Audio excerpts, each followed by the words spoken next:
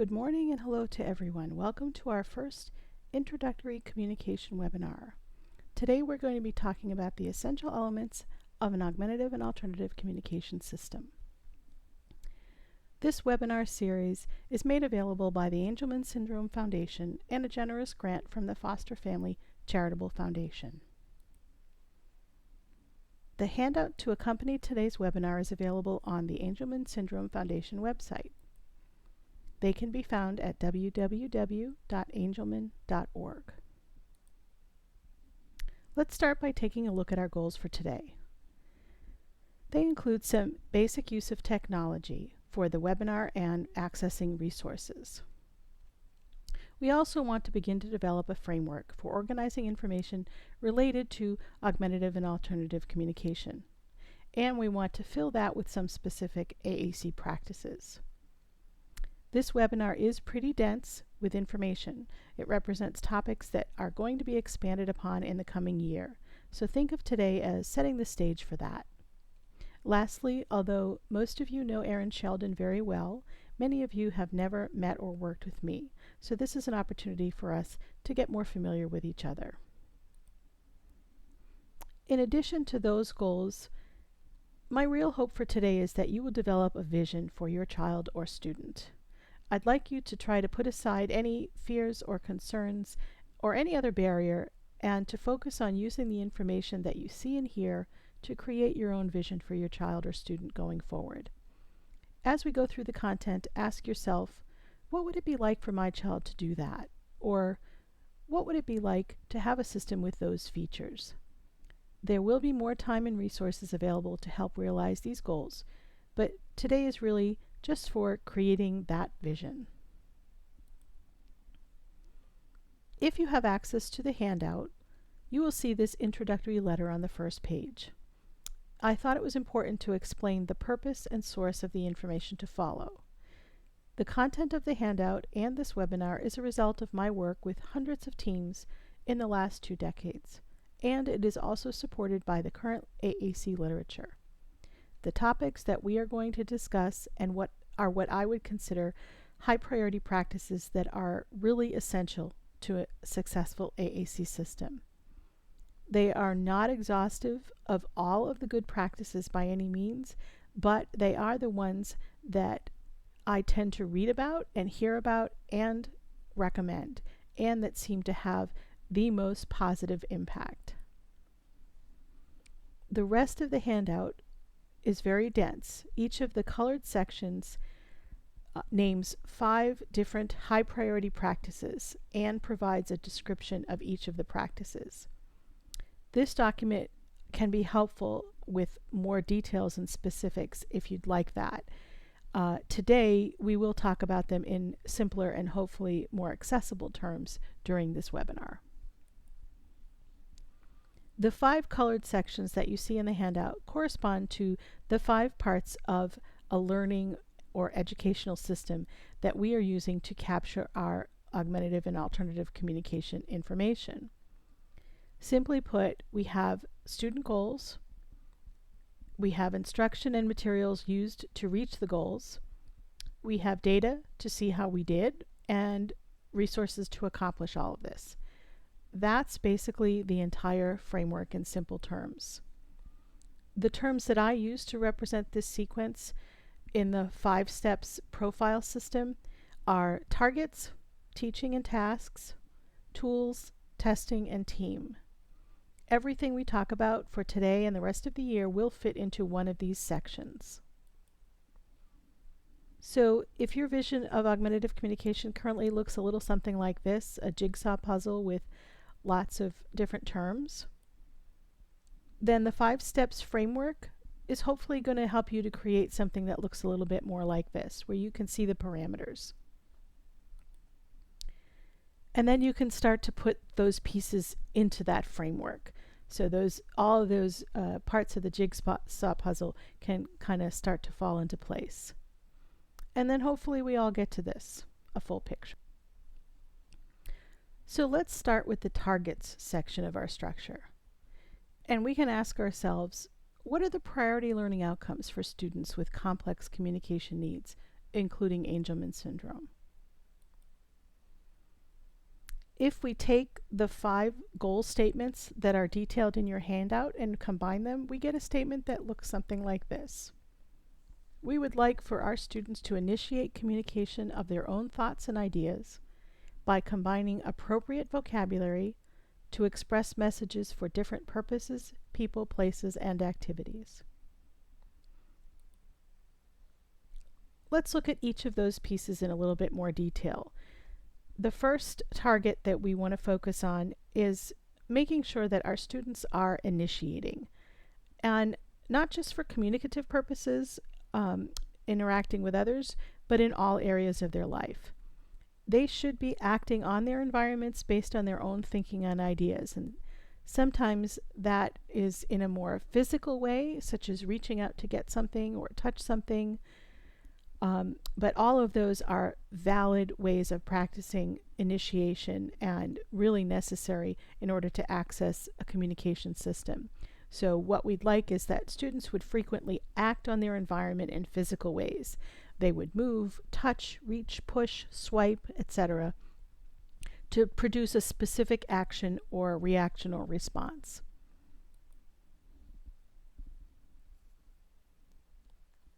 The second target is combining. When we move our students beyond the single word level, we're not only combining words, but we're introducing the concept of relationships between words, or syntax, or grammar.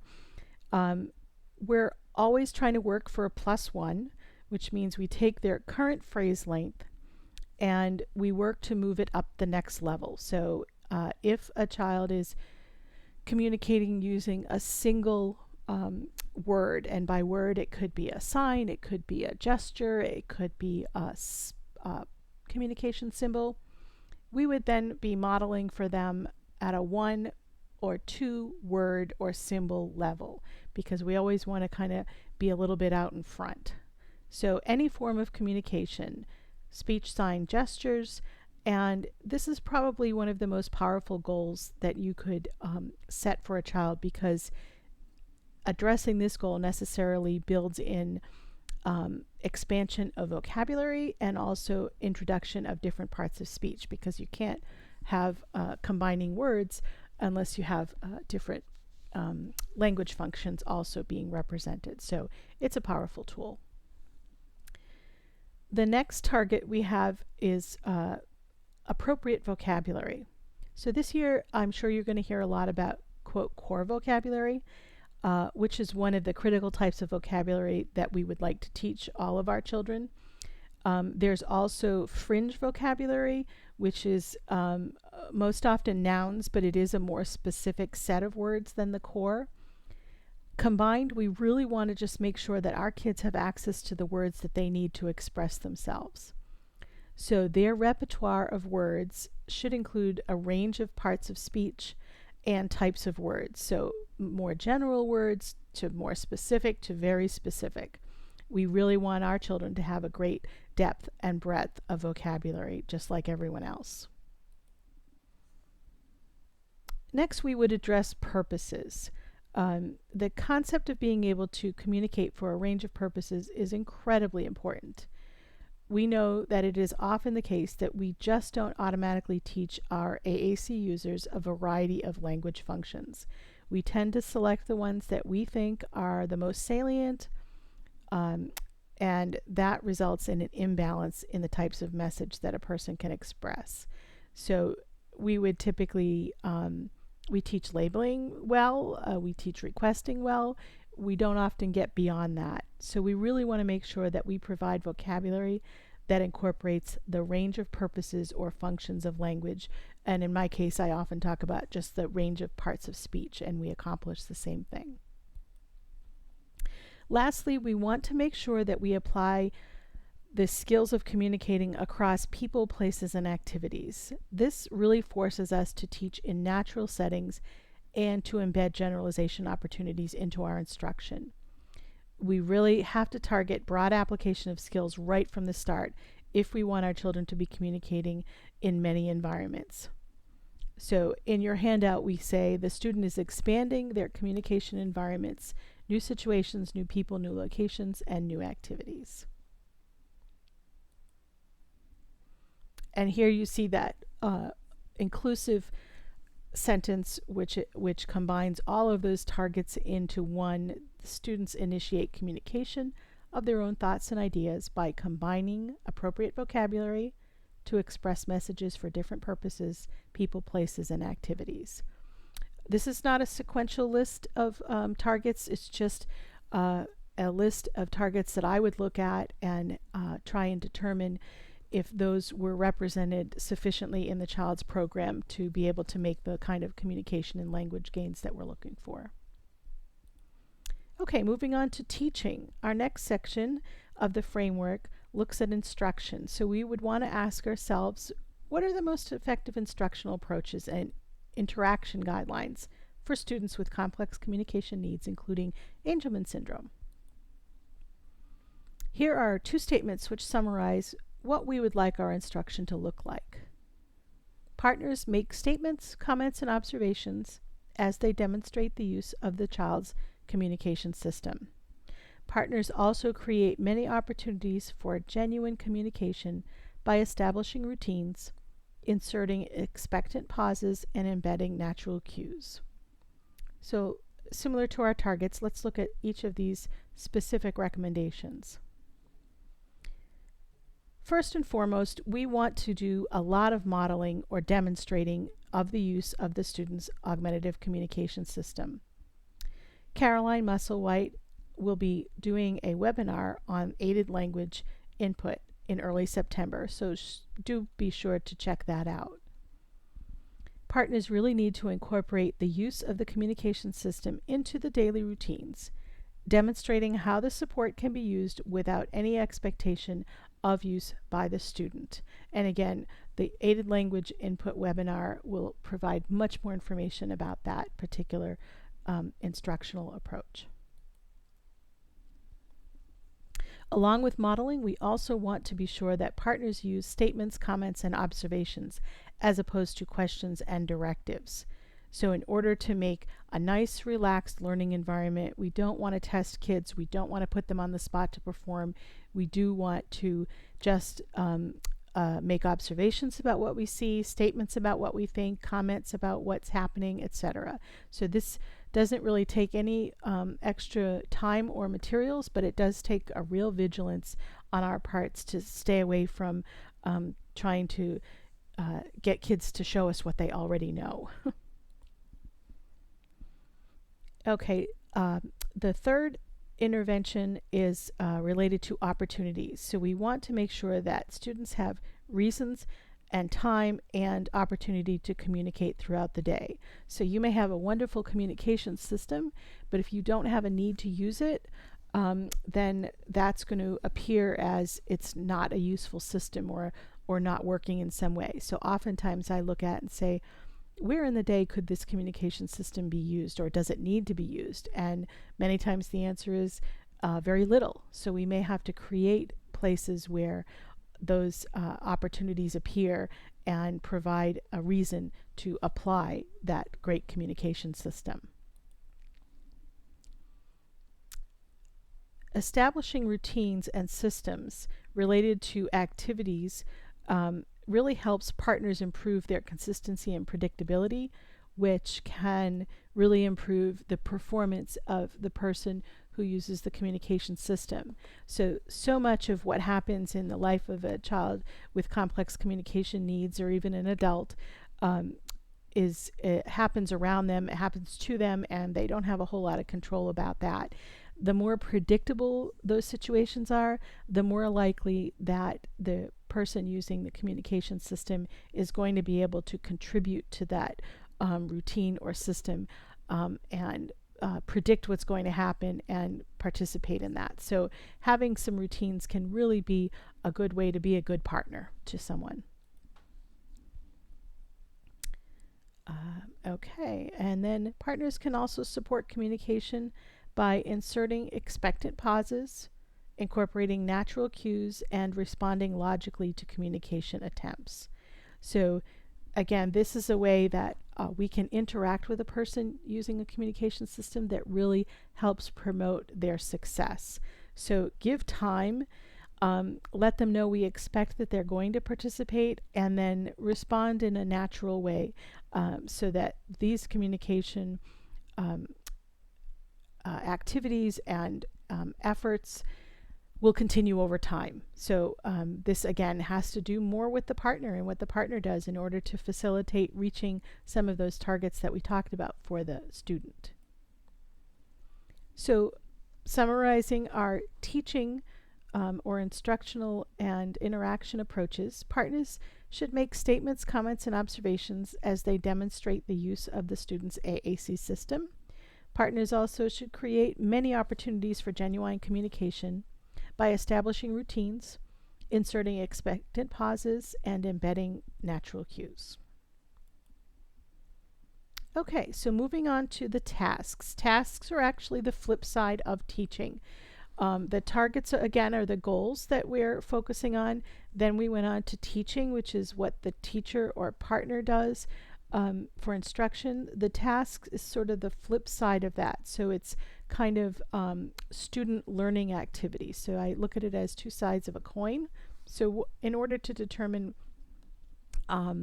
what are desirable characteristics of tasks, we would ask, what are the features of effective learning activities for students with complex communication needs, including Angelman syndrome? Here is a statement that summarizes what would represent some good learning activities. The student consistently participates in a wide range of age-respectful activities that maximize grade-level curriculum connections, foster engagement, and incorporate a balance of variety and consistency, challenge and success. So this is a bit dense. Let's look at each of these in order. The use of age-respectful activities means that we are using materials that are appropriate in form and content for the students' age-matched peers. This is incredibly important for social purposes, and one of the most important recommendations that I make, I think, for all students that I work with, is to really look at the context of learning and make sure that we're not stigmatizing our learners by using developmentally very young materials. There are always age-respectful materials that can be found and used in lieu of those younger materials. And so I'm always encouraging folks to look for those and to share those resources. But that really is one of the most important things that we can look at in order to provide a nice social base and respectful interaction for our students. We also want to incorporate features and practices that promote individual engagement. So for any of us, if we are not using our brain and actively involved, we are not learning.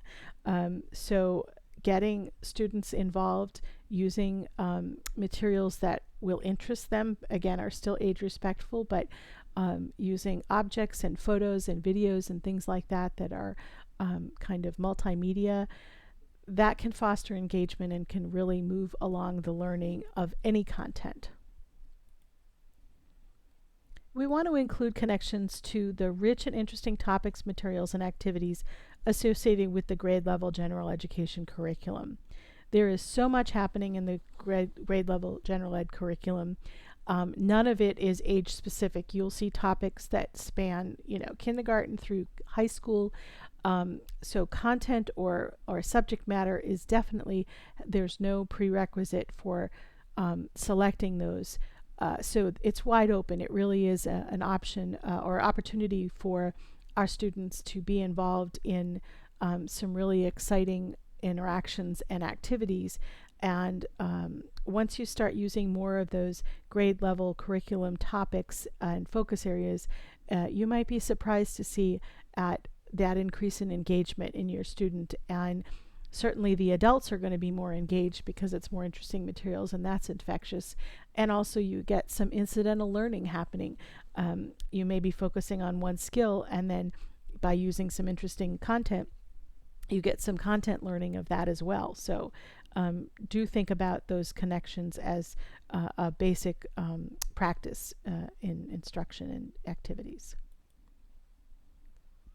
We want to make sure that the materials and activities that we use are at an appropriate level of challenge. So we're engaged and we're involved, but we don't want to get frustrated. So we want to have that kind of certain level of success where we're mostly successful, but we also have to think a little bit in order to be successful, and that we get some feedback to inform our selection so that we can use that problem solving for the next time.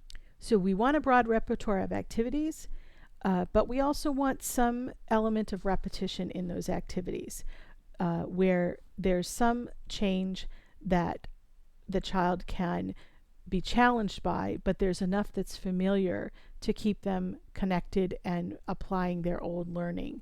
So in this, an example may be to use a format of a familiar book, but change up some of the content or the lines. So you use maybe a rhyming book and then change up some of the words, or you might use a character that the child is familiar with from one book and insert it into a new book as a familiar element. So just sort of trying to carry over a part that's familiar with a part that's new so that there can be somewhat of a balance.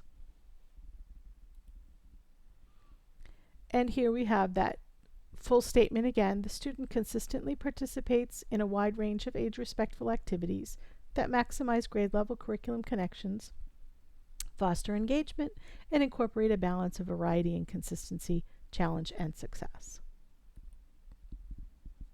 Moving on to tools. What are the format and content guidelines associated with effective communication materials for students with complex communication needs?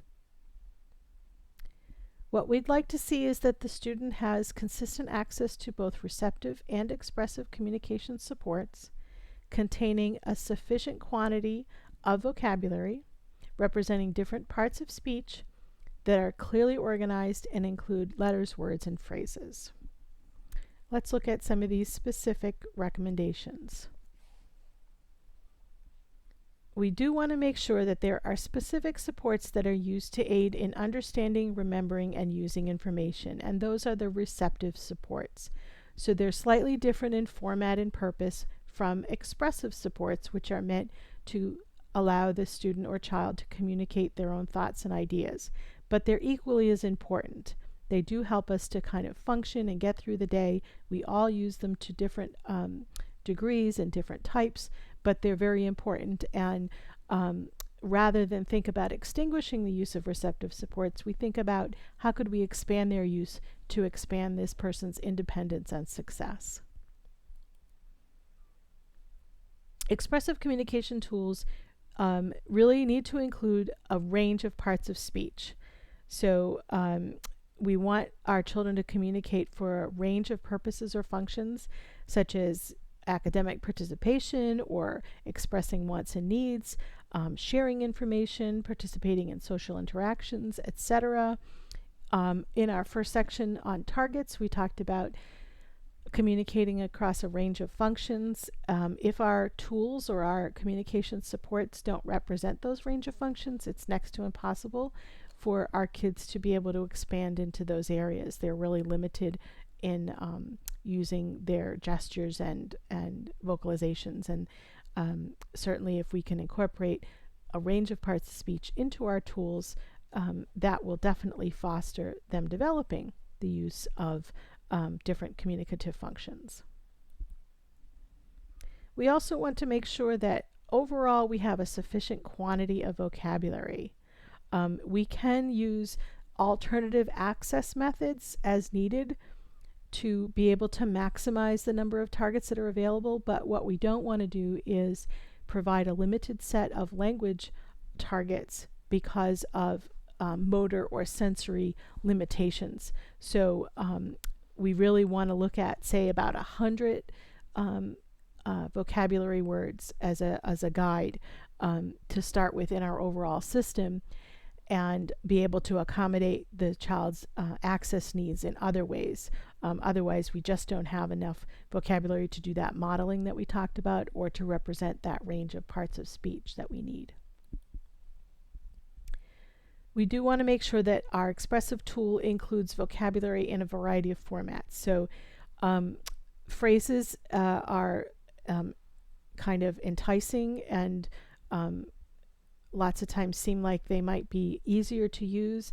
Let's get a whole message out with one phrase, and unfortunately it's a short-term gain and a long-term loss, because over time the child does not learn how to use words flexibly and combine them and get a whole lot of bang for their buck. So we want to make sure that systems are really based on words, and that phrases are used to supplement those for social applications or situations where timing is an issue, academic settings, etc. And then also we need our letters for our literacy activities, and also to supplement words that we may not have in our system, and we want to do some letter cueing, etc. We want to make sure that our communication tools are organized in a clear, systematic format that promotes the linguistic and motor pattern learning. So if you have a great communication app and you decide you're going to customize it and move some things around or delete things that you don't need, pretty much most of the time you're going to be compromising that organized language system. Language is extremely complex, and most of the apps that support robust communication have done a great job at putting that into a real system that's clear and that promotes good motor patterns and recognition of good linguistic patterns, etc. And when we mess around with that, we mess up the system, and we reduce that predictability that we talked about that is really important. So we'll try as much as possible to retain the system that is part of the communication support that we are using. And here we have that overall summary. The student has a consistent access to both receptive and expressive communication supports, containing a sufficient quantity of vocabulary and representing different parts of speech that are clearly organized and include lettered words and phrases. So Does Your App Measure Up webinar expands upon a few of these particular features as well, if you want to look into that. Okay, when we talk about testing, we ask, how are program integrity and progress monitored for students with complex communication needs, including Angelman syndrome? So how do we know that the program is implemented as intended and that the student is making progress? Here's our target statement. Information about program implementation and student progress is based on assessments and other data collection methods that are appropriate for the student's abilities and are used to inform changes in instruction. And let's look at the first part of this. Assessments. Appropriate speech and language and communications assessments have been used to identify accurate present abilities and appropriate intervention targets. In addition, this is also focused on the statewide assessments, so we want to make sure that our students are provided with an opportunity to participate in classroom and statewide assessments with appropriate accommodations to ensure that they are represented in the accountability system.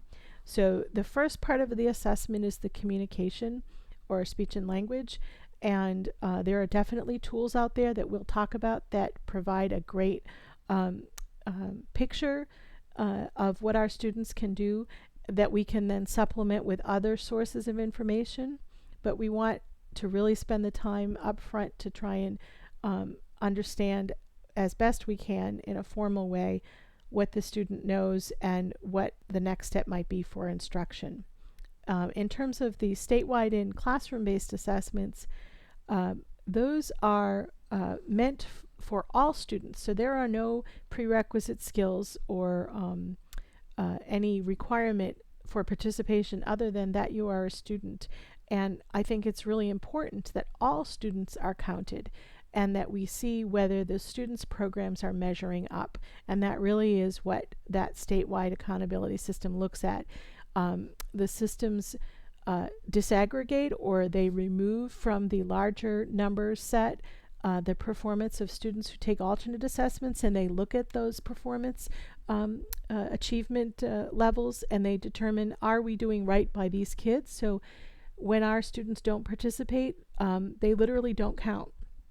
So definitely ask about, if you haven't talked about with your team, what that looks like, but every student should be participating in all levels of assessment in order for every student to be visible in the larger educational system. Okay, so we also want to make sure that the instructional programs that we develop are monitored and are being implemented as intended. So this is about, does the adult do what they are supposed to do?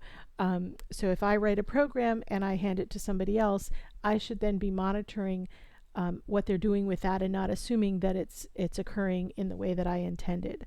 And that's an important piece, especially with some of the low incidence interventions that we're using with some of our kids with complex communication needs.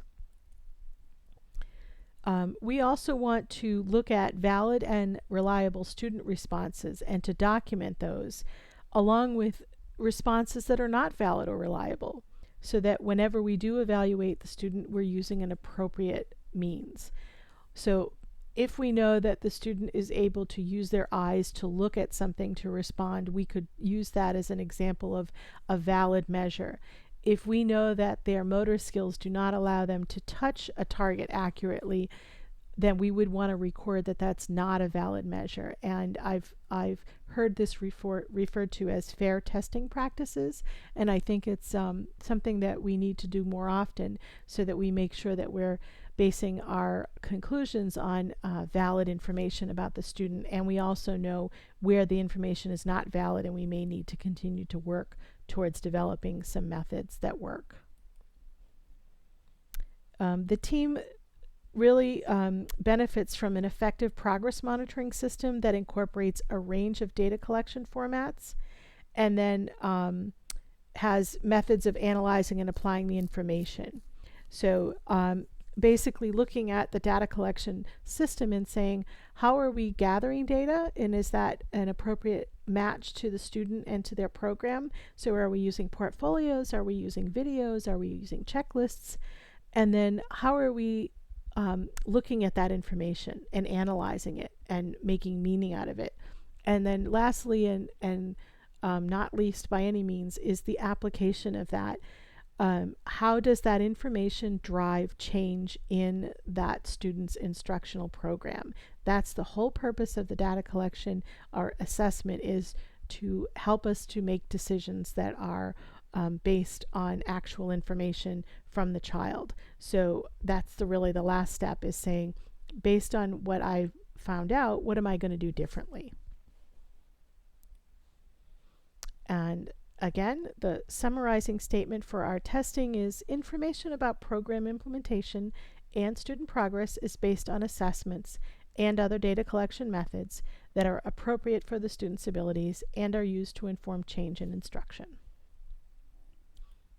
Our last section of the 5 steps, the team. What are the team resources necessary to implement effective communication programs for students with complex communication needs, including Angelman syndrome? What we would love to see is that a knowledgeable and skilled team participates in regular planning sessions, documenting and sharing important information about the program, and generating a complete IEP that includes flexible, meaningful goals. Let's break this down into those 5 recommended practices.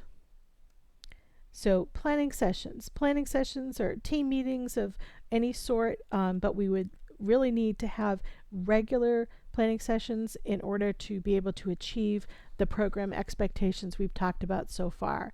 So all of those good practices require that we have some collaboration, and so those planning sessions for different team members as needed are definitely very important. We also really want to have a good documentation process. So if we've made decisions, if we have information, if we're making a plan, we really want to document that information and share it with the rest of the team, including the family, so that we have good program quality and that we have good compliance with the expectations. Having a knowledgeable, skilled team members that have a good disposition is really necessary to provide an appropriate educational experience.